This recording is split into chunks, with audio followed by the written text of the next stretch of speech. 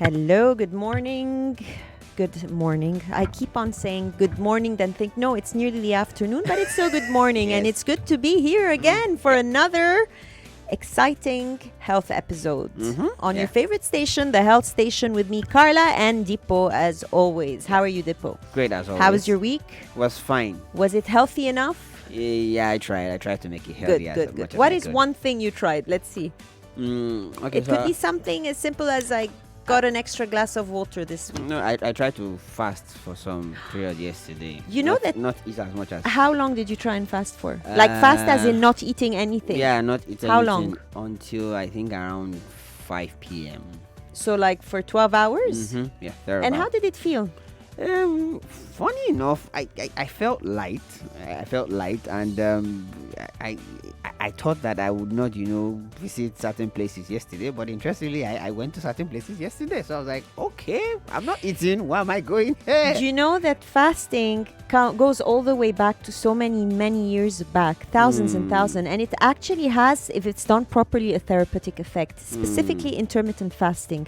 I don't know if you've tried it before. I've tried it before, where you can drink as much water as you want and maybe coffee or tea with no added sugar or cream, but you stay for 16 hours without eating anything. Okay. So you could stop eating at 6 in the afternoon and you won't resume until 9 a.m. And then you eat whatever it is you want, moderately of course, for the remaining hours of the day. And trust me, it helps a lot. I used to complain of bloating. I used to complain of lethargy, and it helped me. When I do feel that my system is a bit overstressed, that I've been eating too much junk, as in food that's not made home, I've been invited for too many times, I haven't been sleeping properly, and so on and so forth. It adds a lot of stress to my system, and I feel fasting, if done the right way, as I said, releases. But I drink a lot of water when I'm fasting. I drink some herbal teas without sugar. So it's just that I'm not taking any food in for my intestines to be loaded with extra work to do. I am giving my body time to really detoxify itself, as we say. So yeah, that's a good thing. That led to one new fact for the day. Well, that's good. That's good. Anyway, I hope you each find one goal per week, one little thing. It could be a little step, just like Dipo, trying to avoid eating too much during the day, giving it a stretch to release and relieve his system from, over digestion. As for me, I would say I try to get more sleep. Oh, okay. I try to get more sleep. Good Sleep for is you. very important, and it helps. So you can always fine tune it for your own needs, your own body, and this is it. That's what the show is about: giving you pointers and tips on how best to go by everything, basically, when it comes to your health. So for the week, Dipo, for this week, we do not have a main topic. We are heading straight to some health news. News of the week are the last few weeks, you could say, the updates that would interest us all. I'm not going to go into too much scientific detail, but these are things that are good to know, basically. Okay. All right, so for all of you listening out there, thank you for tuning in. You can always reach us on our online platform, on our Facebook page. Watch us, Nigeria Info 99.3, and you can also go online, nigeriainfo.fm. We're always there at click of a button, whether it's on your laptop, your phone, your iPad, your car. Wherever you go, we're there. You can always reach us at the top of the hour, anytime in the day. So we are today focusing on the first piece of news, and listen to that, Tipo. Indian doctors have removed a kidney weighing 7.4 kilos. 7.4 kilos. Yeah. That's So bear in mind, a kidney usually weighs between 120 and 150 grams. So we're talking about 7.4 kilos. That's equivalent of two newborn babies. wow. Yep. Have you heard of that before? Yeah, it was like something, a kidney that large. No, I've never heard of that before. Well, two babies. Imagine two babies. Yep. Out of one person. Out of Wow. one person. All right. So just 1 minute. I'm just checking something. All right. This is for you.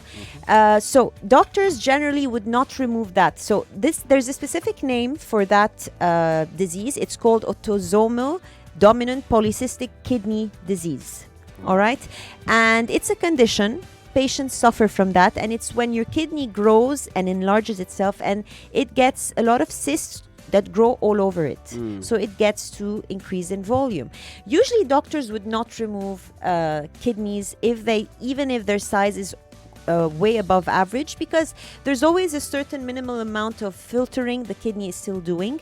So they keep it no matter how big it could grow. But if there are difficult conditions like an infection and the kidney has really has no function whatsoever anymore, then they would consider removing it. So in this case, the patient had contracted a very bad infection. The patient was taking antibiotics and he was not responding to the treatment. So due to the massive size of the kidney, and the patient also had breathing difficulties, they decided to remove it. So FYI, the heaviest kidney ever to be recorded in the Guinness Book of Records is 4.5, but this one is 7.4. And there are some urology journals that have records of kidneys that have even weighed heavier than this one. They registered one in the US that weighed 9 kgs. Wow. And another one in the Netherlands that weighed 8.7 kgs. So imagine that. Wow. That's 7.4. That's like 2 newborn babies. Imagine you're pregnant all the time. You're double pregnant. You're like carrying twins all the time. So anyway, polycystic kidney disease is a common hereditary condition, and it causes problems mainly in people between the ages of 30 and 60 years. And unfortunately, it causes gradually the kidney to deteriorate, not to function properly, and this can, of course, culminate in kidney failure. So that's a good piece of news for you to know. Kidney up to 7.4 kg, people. That's how big it can get. All right, so that's it for the first. Let's move for the second. It's time for Facts of the Week. Primary food target health. All right, so Democratic Republic of Congo. Have you been there? No, I haven't. All right, so we are talking specifically about something that might be happening here in Nigeria, but this news came out specifically focusing on that case. That does not disregard that this is happening here in Nigeria too. We're talking about palm oil plantations. All right, we're talking about workers who work for a specific company called Feronia. It's a UK-funded firm, but it's Canadian-based. And they actually were complaining that their exposure to the pesticides they use in the palm oil plantations is actually turning them to become impotent. So this was raised by the Human Rights Watch. And Feronia, by the way, dominates the Democratic Republic of Congo's palm oil sector. So they're quite big there. And they are accusing them that they haven't followed the international standards of adequate protective equipment for the workers. Now, the workers did not just complain of impotence. They complained also of shortness of breath. They complained of headaches, weight loss, skin irritation, itchiness, blisters, eye problems, even blurred vision. So those are pesticides that are really toxic liquids being used. And I'm sure this is the same happening here in Nigeria. I'm sure that you've got cases of people exposed to so many pesticides. If it's not in plantations, it could be just fumigating a compound. I see this very often around my area, and the people barely have a mask and they're exposed fully to the liquid. You don't know what this thing can do. It's not because it just fades away in the air and you don't see it that, okay, it's gone. Deposits are there. They go into your lungs. They go on your skin. So you have to be careful. The whole point of bringing this piece of news up is to show you and to make you realize that it's happening. You don't see it, but it's happening. Now, these problems are consistent, the ones I just mentioned, with exposure to pesticides. All over the, scientific journals and findings, you see so much correlation between weight loss, skin irritation, itchiness, blisters, eye problems, blurred vision. What else did I mention? Headaches, impotence as well, and exposure to pesticides. Any kind of pests. It could be rodenticides as well for rats. What else? You've got, be it insects, be it rodents, you have a lot of that's being used. Now, workers are supposed to wear waterproof overalls, but they were actually wearing cotton overalls. So exactly. So if the toxic liquid pesticide actually goes and touches your skin, and this is happening like nearly every day. Maybe they do this every day. They have to go on the fields and spray it, or once a week cumulative exposure will definitely lead to problems. And one of them, which now they're really concerned about, is impotence. So it's around us. It's definitely happening in Nigeria. I'm just hoping that workers do take the responsibility. If they're not given overalls, let them ask for their right. It's their right. Once again, this is the Human Rights Watch that's mentioning this story. It is your right to protect yourself. It is your right to demand that we give you the proper equipment, the protective equipment, to make sure that your health is not impaired. So that's it for the second piece of news. I'm going to leave you on a break with Dream by Attila featuring John Oga, and I'll see you later.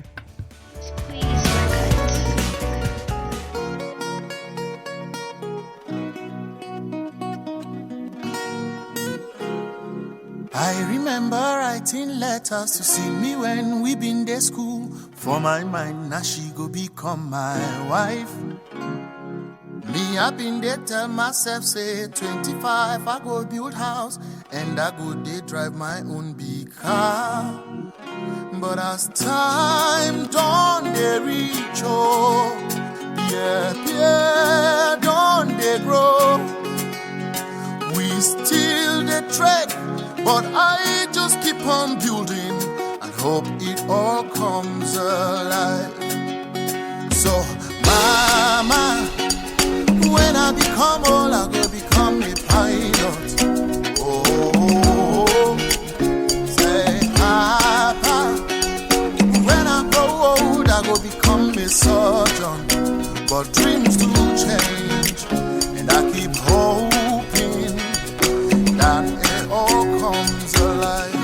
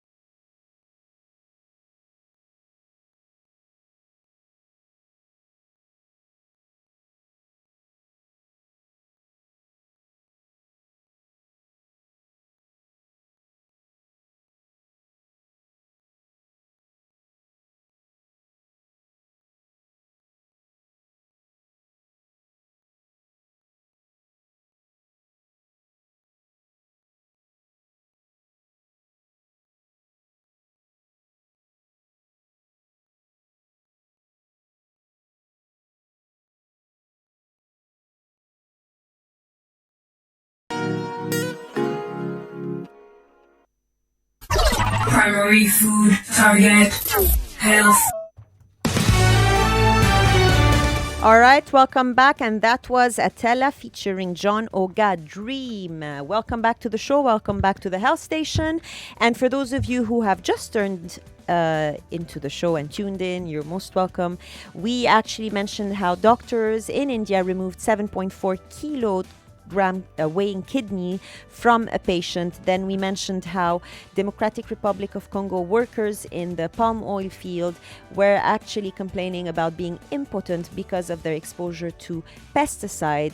And this was a report coming out from the Human Rights Watch. So next on our health facts of the week, the latest news of the week, we have a very interesting thing coming up, and it's about, once again, your health. Primary food target health. All right, so Obesity may change your teen's brain. MRI reveals that the brain damage actually exists in obese teens. Wow. All right, so first let's look at the numbers, okay? Data from the World Health Organization, and that data indicates that the number of overweight or obese infants and young children between the ages of 5 or younger, so 5 and younger, increased from 32 million globally in 1990 to 41 million in 2016. We're talking 3 years ago, so Wow. you can only imagine now. So, MRI research results have found signs of damage that may be related to inflammation in the brains of those obese adolescents. And the obesity in young people has become such a significant public health concern in so many countries, developed countries as well. And unfortunately, I'm just worried that this might be happening here as well. So in the US, I'm giving you an example as a reference. The percentage of obese children and adolescents affected has more than tripled since the 1970s. Wow. So you have 3 times more. Data from the World Health Organization as well shows that the prevalence of overweight and obesity has also increased by around 20% in Nigeria between 2002 and 2010. That was the latest data I could find. So that's nearly 10 years ago. I would strongly think that this has also increased because I know. the diets have become so westernized, and if it's not being westernized, people are becoming less active, especially people from the upper social class who can afford getting into their car, driving, sitting at home, working from their computer. The sedentary lifestyle is taking over in Nigeria, if it hasn't already, if not most, but a lot of people. I mean, some people still run for work, get the bus. They have a bit more active, not by choice, because, you can't afford a car or you live in a rural area. But people are becoming more and more sedentary when you see them in a higher class where they can afford the car. Once again, they can afford so much that they move less. Yeah. So, unfortunately, that's the case. We know that obesity is primarily associated with weight gain, as I was saying, but as I said, the recent findings are way ahead of us in this.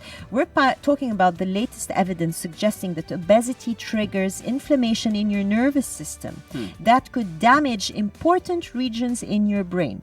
Wow. So we're not talking about just being fat. We're talking about brain damage here on a longer run. So they've done a different kind of imaging. It's called diffusion tensor imaging. It's just like MRI.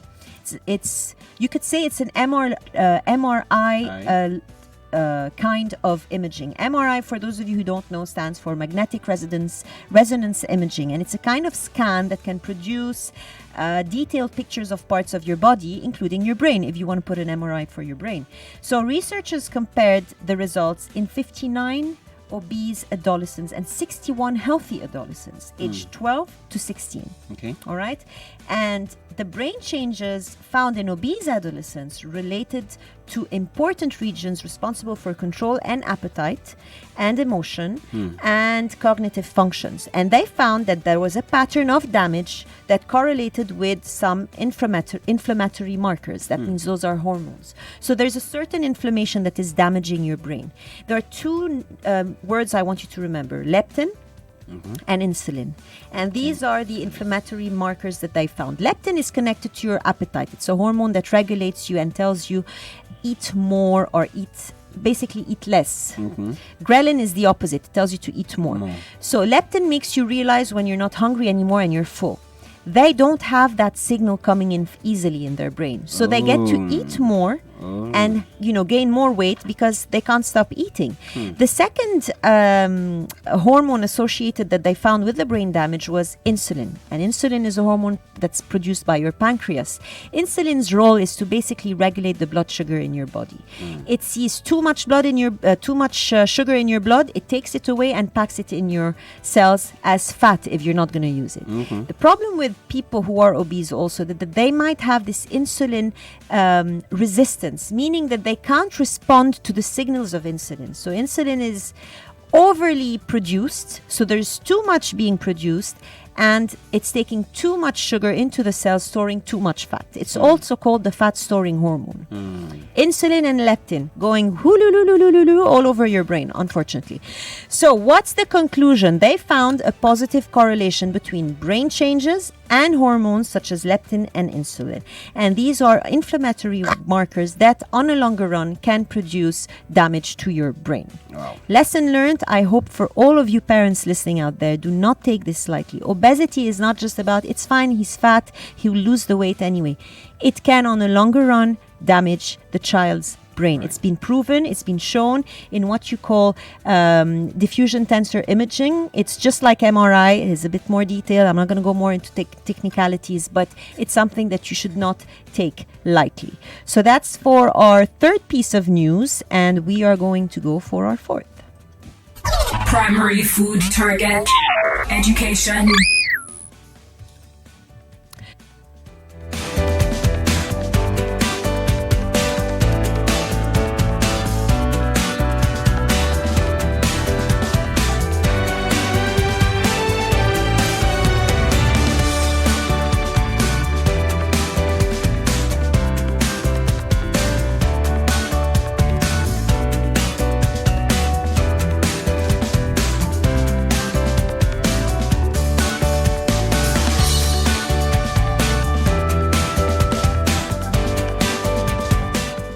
All right, guys, sorry, I'm going to interrupt the show for some breaking news.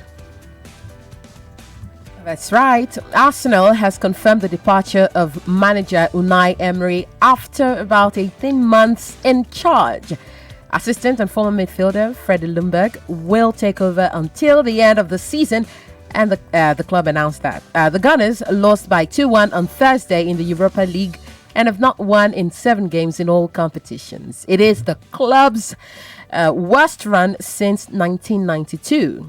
Emery has come under intense pressure following a round of results that has left them in the 8th position. They are currently 19 points behind league leaders Liverpool and 8 points off the Champions League place. Ufoma, what do you say to all of this? Why, the departure of the manager, what happened? Well, it's, to be very honest, for any Arsenal fan or for any football fan who has been, who just heard this breaking news, from Nigeria Info, I don't think it will come as a bit of a surprise. It's been coming. The manager has not had the very best of results in recent weeks. Like you read a few seconds ago, Arsenal have not won in 7 games in all competitions.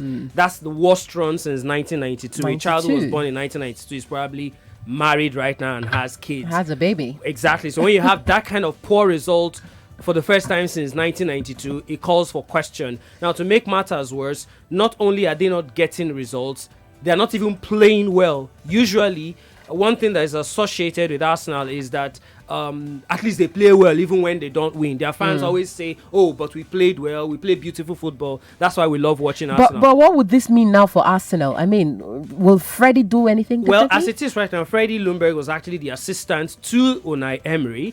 Only 20,000 people came to the stadium yesterday to watch Arsenal lose.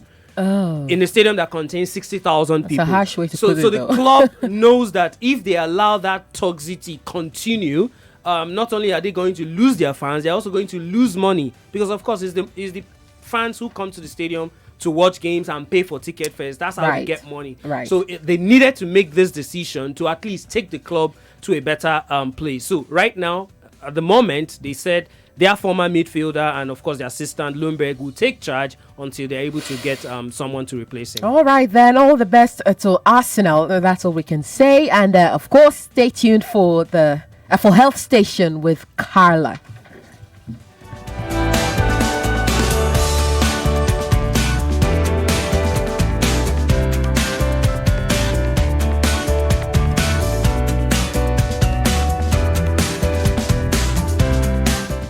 All right, well, we're back. We're back after some interesting news. You could say, Deepo. Are you a football fan? Yeah, I am a football fan, but not. The reason why I hesitate is because the next question will probably be, what club do I support? I'm not going to ask you that because we don't have time for that. But it's good to know what's happening. And as you know, Nigeria Info is always at the top of the news, and we had to share this piece of news at our half hour going into now the next half hour of the show. We are going straight to our 4 facts of the week. Primary food target. Education. All right, Dippo. The brain. So much to do with the brain. Today we're talking a lot about the brain. It's a brainer. Okay, so nice the one. brain. What would you think happens if someone removes half of your brain? Man, I wonder. I don't think it would, because it will look like half my body is receiving half of what it's supposed to receive. You I think? guess so. It probably would not function well. All right, That's so what I think will happen. talking about halves, let's just give some knowledge here as well. Brains have 2 halves, as you know, Okay. because you just said half, so you know that there are 2 parts. You call them hemispheres, and each hemisphere has various regions that regulate different aspects of our physical and cognitive functions. All right, so they do not work separately. They work together. They work in a very synchronized way. Instead, they communicate by establishing complex neural networks, and these allow different parts of the body and mind to work together in harmony. So, what happens if you actually take one hemisphere away, which is the question I was asking? There's a surgery that they actually do to remove one of the brain's hemispheres, specifically in childhood, as a means to treat seizure. For kids who have a lot of brain seizures. And this is called hemispherectomy. All right. And a new study has actually involved people who underwent hemispherectomy when they were children. And it actually shows that they display almost no immediately obvious effects of this procedure. Are you serious? I'm telling you. Wow. That's how amazing our brain is. So let me give you more details. Your brain has an impressive ability to adapt. Remember, in childhood, the brain is still developing. It's not fully developed yet. And so, even if doctors remove half, you would assume that, if you remove half of someone's brain, that would cause them to function in a very different way than someone else. But according to recent studies, this is not really the case. In fact, the brain learns to compensate for the loss. That's interesting. A brain. There we go. So in the study, the investigators worked with 6 participants who had undergone hemispherectomy during their childhood as a treatment for epilepsy and all kinds of seizures. So the participants were during that time in their 20s, 30s. Okay, that's when they started the study. And they had the surgery between the ages of 3 months and 11 years. So we're talking kids. They were really little. The scans allowed, of course, the researchers to track the activity of the brain while it was at rest. And amazingly, they found stronger brain connectivity in the patients who had hemispherectomy more than normal people. Not normal people who didn't have hemispherectomy. And their focus was on vision, movement, emotion, and cognition. So they went through all areas of cognitive abilities. So another study that was previously published, by the way, and I'm going to quote, and it was published in the Brain Genomic Superstruct Project. Sounds very interesting. Trust source as well. And they actually followed 1,500 participants. Okay. And I'm going to quote, it's from a PhD doctor called Dorit Kleiman, if I'm saying it right. And I'm going to quote what she has to say. And that's amazing. Listen to that. The people with hemispherectomies that we studied were remarkably high functioning. They have intact language skills. When I put them in the scanner, we made small talk just like the hundreds of other individuals I have scanned. You can almost forget their condition when you meet them for the first time. Wow. When I sit in front of the computer and see these MRI images showing only half a brain, I still marvel that the images are coming from the same human being whom I just saw talking and walking and who has chosen to devote his or her time for the research. Now, she also points out, while it is remarkable that people can live with half a brain, a very small brain lesion, a tumor, or a traumatic brain injury caused by a biking accident, for example, can have, I quote, devastating effects. Okay. So you have to know. Yeah, I mean, if as an adult you're having a brain injury, don't think that you can get into a coma. But these were children. They were still so young, their brain was still developing. Sorry, excuse me. I quote again. We're trying to understand the principles of brain reorganization that can lead to compensation.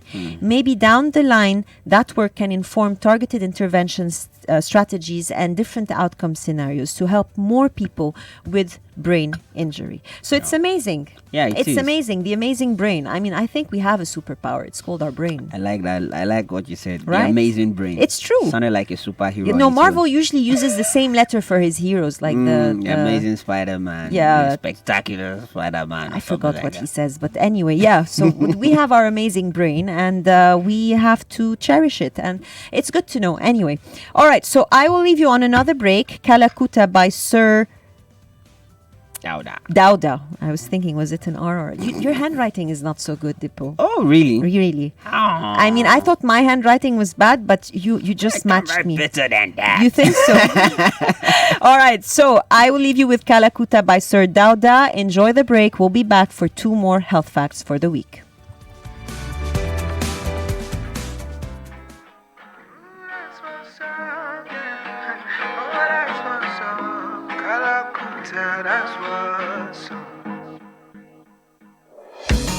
Same kid, different thoughts.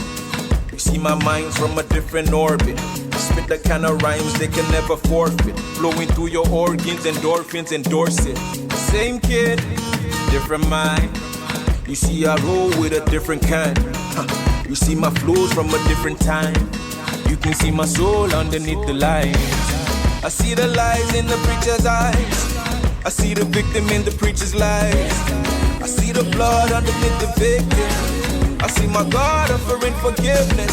Mr. Mrs., you must have missed the message. You must have killed the messenger. You must have misdirected. You must have missed the call, missed the text, a reconnection. You better take a minute, check the method, redirect it. And I still walk down the same road that I used to. And I still talk to the same folk that I used to. The only difference is my mind is from the future. I got to feed the streets like a buka. I got to keep it Kalakuta. I got to treat the beef like a butcher. I got to keep it Kalakuta. It's going down, that's a parachuter. I got to keep it Kalakuta. And I believe my pen is like a gun, I'm a shooter. I got to keep it Kalakuta. I master language faster than a supercomputer. I got to keep it Kalakuta, kuta, kuta. That's what's up, yeah. Got to keep it Kalakuta, kuta.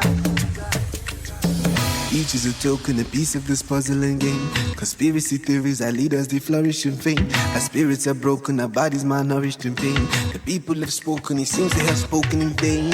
Why?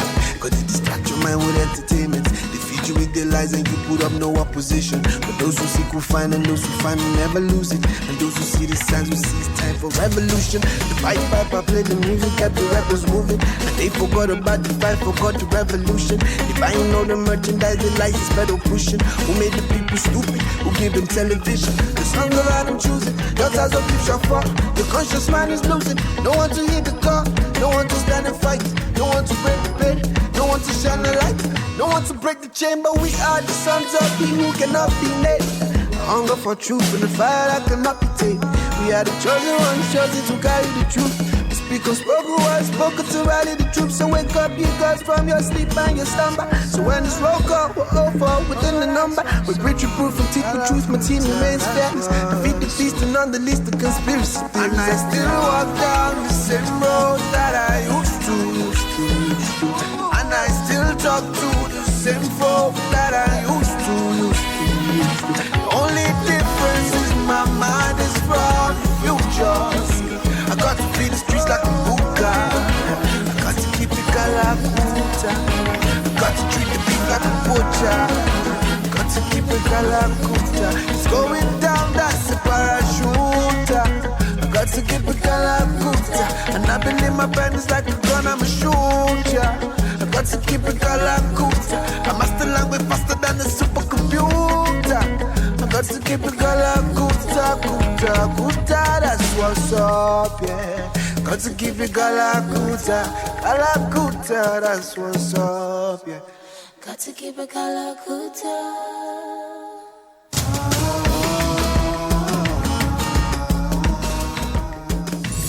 Health Station with Carla will be right back.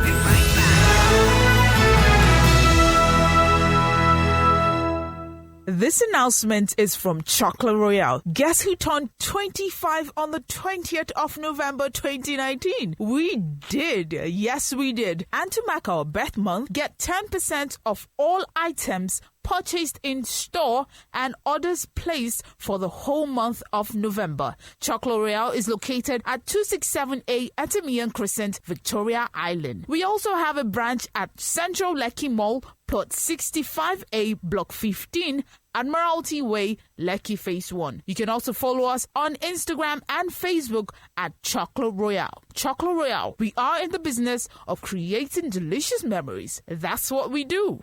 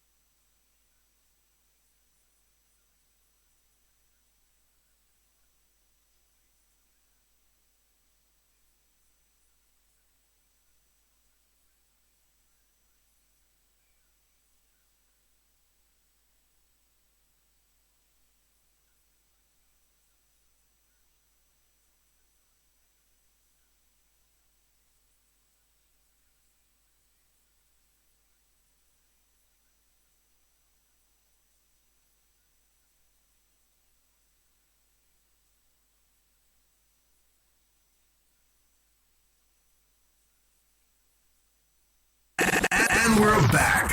This is Health Station with Carla.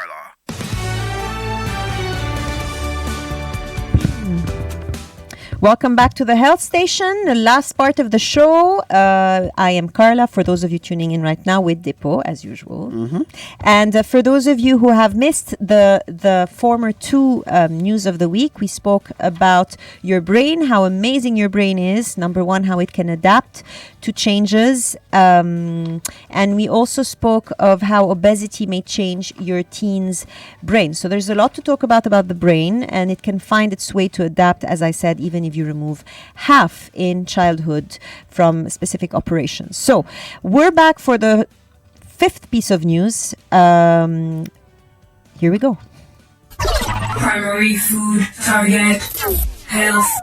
I was just thinking, should I announce it, like give it some suspense, or just say it as it is? But I'm going to say it as it is. Okay. It's about a specific compound called ketamine. I don't know if you've heard about it before. So ketamine is widely used as an anesthetic, as a sedative, as a pain reliever. And it's also commonly used on animals for experiments. And because of its hallucinogenic effects, it is also used as a party drug, just like many cough syrups out there that you've heard of, I'm sure. So it can cause serious harm to the body and be fatal if it is used this way as a party drug or overused. And it's classed by the UK government as a Class B drug, which means it's illegal to take, carry, make, or sell. All right? But there is there's a light at the end of the tunnel. There is one piece of good news. According to an experimental trial in the University College London, a one-off dose of ketamine may actually help heavy drinkers to cut back on alcohol. So the researchers say that ketamine could be helpful in this kind of treatment for alcohol or other addictions. But they also talk about the risk of regular use. So let's not jump into too many conclusions here. First of all, if you use ketamine too regularly, it can cause serious bladder problems, feelings of sickness, confusion, memory problems, paralysis of the muscles, hallucinations, depression, flashbacks. So there's a lot that can come with recreational use of ketamine. But what did the study find? They actually focus on 55 men and on 35 women who were drinking about, let's say, 14 liters of beer per day. That's like 5 times the recommended limit. That's a lot. That's like 30 pints. Wow. And they found that they could actually use ketamine as an addictive substance hinderer, you could say. It helped actually stop them from drinking more and more and more. It actually made them drink less, surprisingly. Okay. So, of course, you need further investigation. They're proposing to go for a bigger study, a bigger sample size, to make sure that they can confirm the long-lasting reductions in alcohol consumption thanks to ketamine. So there's a lot to say about that, but that's just good to know that they're still working on that. But I personally think on a longer run, whenever you're turning to alcohol or any addictive substance, it's not about fixing the problem, it's about fixing the cause of the problem. So as much as, it's not about over drugging and taking. What's the cause? Why are you drinking? Why are you turning into addictive substance? Be it drinking, be it even the cough syrups that many youngsters take here to get drunk and to get high. Why do you do it? What's the cause? And this is where we should dig. But anyway, it's good to know that people are still trying to help. And for the last piece of news... Primary food target education. Oh, yes, indeed. And please remember what I am about to say, Dipu, because this concerns us all. We all use ATM machines, don't we? Absolutely, I do. Right? Yeah. How often? Where'd you go? How much do you retrieve? No, I'm joking. Nah. But anyway, we all use ATM machines. Yeah, at some point. But there is something we need to understand, even though we do this very regularly. But how many, and please be honest with me, do you wash your hands after retrieving money from your ATM machine? He's hiding his face if you're not watching us on Facebook right now. So that says a lot. a lot. Let me put it this way. They actually did that in Britain, and they did some cleanliness tests. All right. And they took swabs from the cash machine keyboards and public toilets. And they found that both samples taken from an ATM machine and a public toilet had the same bacteria known to lead to sickness. Wow. So you're actually touching the keyboard of your ATM machine, pressing on the amount of money, enter, yes, proceed, receipt, and all that. Counting your money after that. Most of us do. I do. And many of us don't wash their hands. ATM machines are as dirty as public toilets. Wow. So just make sure you wash or clean your hands. I mean, it might be difficult to wash your hands if you're at the bank or any ATM machine, but you can always find antiseptic wipes, antiseptic sprays, so many antiseptic things you can buy out there to at least clean at a certain amount, at a certain extent, your hands. Very important. Please beware. ATM machines, once again, have been proven to be as dirty as public toilets. Now, we might not have too many public toilets in Nigeria, but you know what I'm saying. Yeah, I mean, so next time... You don't need to go to a public toilet and check that. Next time you go to the ATM, just picture, just I'm about to clean your touch hands. something very dirty. Yeah. You know what I do? What? That's funny. I always do, even elevators, wherever I go, public areas, elevators, I actually punch the buttons with the...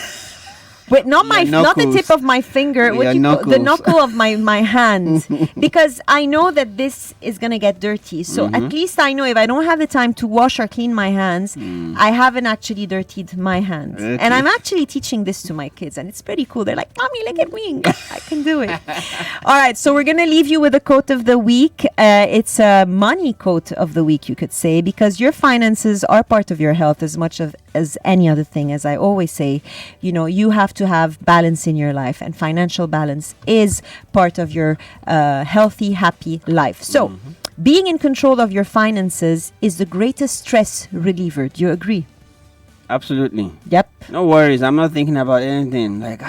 Yeah, I mean, once you're in control of how you're doing your money, where it's going, you're not in debt, you're not owing anyone money, you're in control of how you're budgeting yourself, it really helps. It relieves you from so much stress. Many people have financial stress more than any kind of stress, and that can really affect your health.